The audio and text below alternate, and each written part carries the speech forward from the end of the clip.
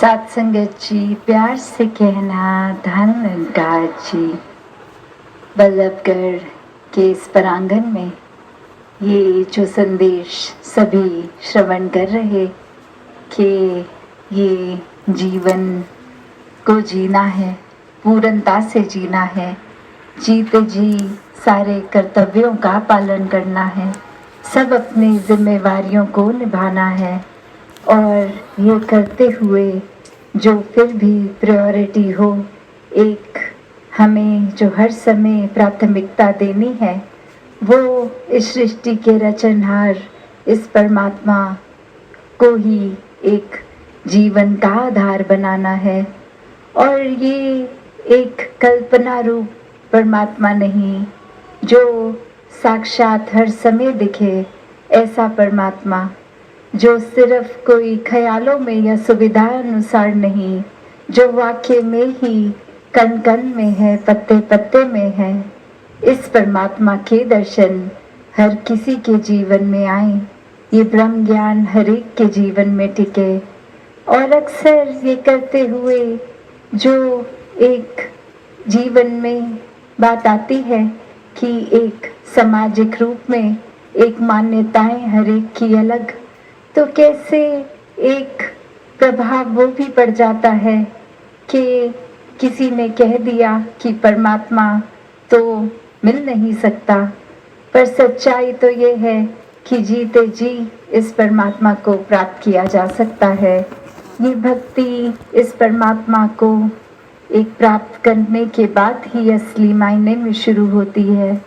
तो कैसे एक भटकाने वाले भी जगह जगह मिलेंगे, जो कोई ना कोई ऐसा कॉम्प्लिकेटेड तरीका, एक इतना मुश्किल, जो भक्ति का रास्ता इतना वाक्य में सरल है, एक ये मन से बात है, एक दिल से इस परमात्मा तक जुड़ने की, और कैसे भरम उल्लेखों में दुनिया डाल जाती है। तो बात वही कि वस्तु कहीं ढूंढत कहीं, तो एक ये परमात्मा तो इतना करीब है, जो एक अगर हम उदाहरण भी देखें कि अक्सर कोई चीज़ हमारे पास होती भी है तो भी हम उसको ढूंढने चल पड़ते हैं। कि एक अगर ये अक्सर जिनकी नज़र कमज़ोर है या वो चश्मा पहनते हैं तो अक्सर सर पे चढ़ा लेते हैं घर में चश्मा, और फिर जहाँ बैठे होते हैं आसपास ढूंढने लगते हैं कि कहाँ गुम हो गया। वाकई में तो वो उस समय पहना ही होता है, वो हमारी स्किन के पास ही है। उसी प्रकार ये परमात्मा भी हर समय एक भीतर भी है और बाहर भी है, ये रोम रोम में बसा है।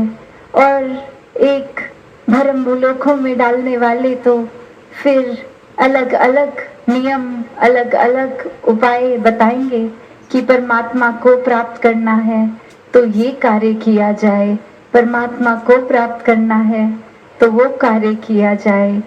तभी दुनिया अक्सर उस तरह भी एक उस रास्ते पे चल पड़ती है कि किसी भटकाने वाले ने अगर कह दिया कि ये आप जहाँ जाना चाह रहे हैं उसका रास्ता ये नहीं है, ये है, तो अंधाधुंध फिर वो चीज़ कर ली जाती है। फिर कोई और नया भटकाने वाला वो एक रास्ता कुछ और बता देता है तो उस रास्ते चल देते हैं। तो बात तो वही कि कैसे अगर वाकई ही परमात्मा किसी एक स्थान पे, एक जगह में होता तो फिर क्यों एक बार बार अलग अलग तीर्थ स्थानों पे ढूंढने जाना ही मिलना हो। जब एक जगह पे है तो अलग अलग जगहों पे क्यों जा रहे हैं, अगर पानी में है तो फिर और कहीं क्यों ढूंढ रहे हैं। पर बात तो ये है, ये परमात्मा हर जगह ही है। मुँह को कहाँ ढूंढे रे बंदे, मैं तो तेरे पास में, ना तीरथ में, ना मूरत में, ना एकांत निवास में। कि ये परमात्मा फिर हर जगह ही है, बस वो नज़र एक देखने वाली, ये ब्रह्म ज्ञान की दृष्टि कि कैसे हम इस परमात्मा को हर समय देख सकते हैं।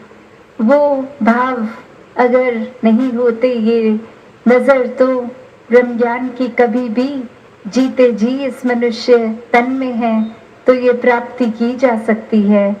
और एक समय ही हम अगर व्यर्थ कर दें, एक हम जीवन में और चीज़ों को प्राथमिकता देते रहें, ये ख्याल भी मन में नहीं आए कि जिस वजह से ये जीवन मिला, जिसके करके ये सांसें चल रही हैं, इस परमात्मा को भी एक याद किया जाए, इसके एहसास में लिया जाए, तो वाकई ही हर एक सांस बहुत ही आसान हो जाती है जीना।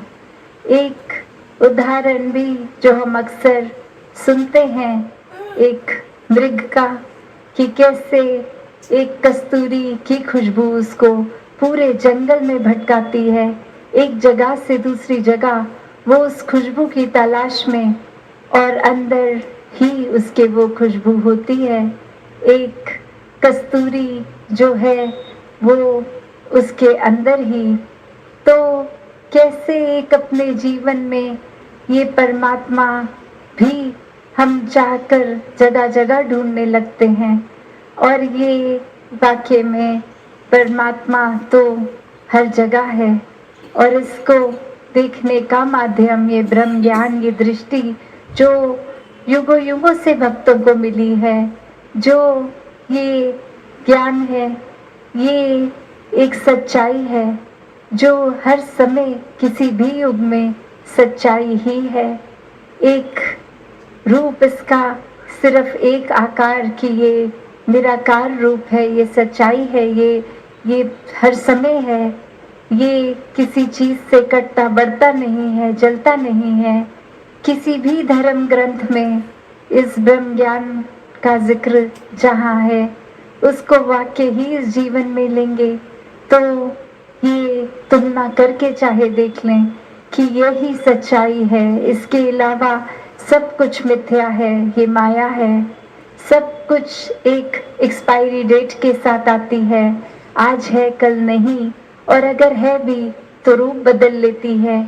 ये आसमान भी इस समय अंधेरा नजर आ रहा है, कुछ घंटों बाद सूर्य उदय होगा, रोशनी हो जाएगी। कैसे हर समय की सच्चाई की आज हमारा अगर उम्र का कोई एक पड़ाव है, कुछ साल बीतेंगे तो ये बुढ़ापा सच्चाई बन जाएगा।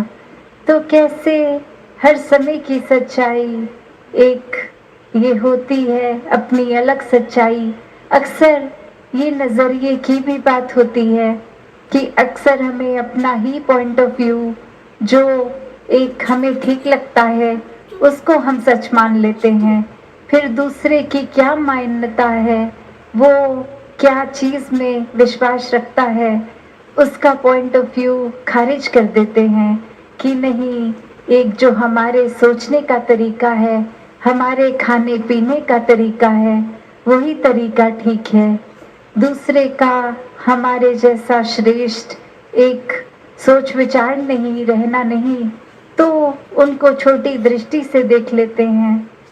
पर बात तो वही कि परमात्मा ने हर एक की रचना की है, हर किसी की मान्यता ही श्रेष्ठ है, एक हर किसी के रहने का एक तरीका वो ही अपने आप में एक खूबसूरत है।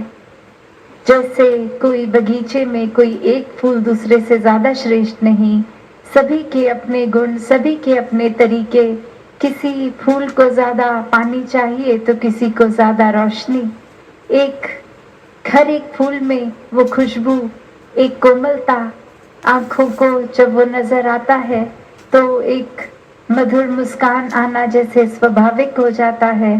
वैसे ही ये परमात्मा को जिन्होंने भी वाक्य में असली रूप इस परमात्मा का देखा है, वही फिर भक्त रहे हैं, चाहे वो किसी युग में भक्त कबीर जी जैसे हो गए, मीराबाई जैसे हो गए, और आज आप सभी में वो ही भक्ति कि ये परमात्मा को हर समय दिल में बसाना है, इसके एहसास में रहना है,